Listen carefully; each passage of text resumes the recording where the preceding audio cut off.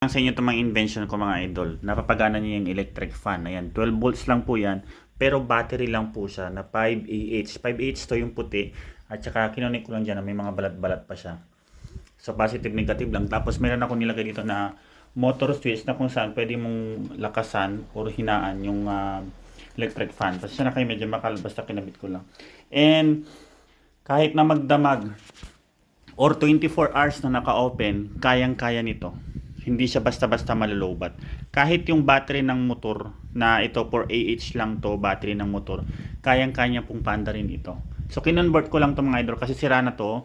Yung original na makina niya dito tinanggal ko na, pinalitan ko ng 12 volts na motor. So gumagana na po siya at malamig yung buga ng hangin. So kung gusto niyo makatipid at hindi na kayo gumastos or dagdag bills sa kuryente, ay gumamit na lang kayo ng ganito mga idol. Isang gastusan na lang. Mura lang naman yung mga ganitong battery. Like ito, may nabili ako dito na 25Ah, 12 volts. Nabili ko lang to ng 1,300. And kaya niyang magtagal ng 2 days na dire-diretsong naka-open itong electric fan. Pero sa akin kasi free energy, libre lang yung kuryente dahil nag-set tayo ng solar. So may mga DIY tayo dito to solar. Tapos meron lang tayong 100 watts na solar panel na nilagay natin sa bubong na siyang nagcha-charge itong battery nito, so libre na lang siya.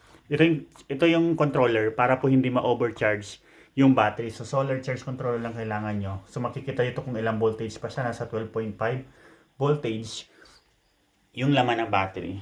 So yun lang idol.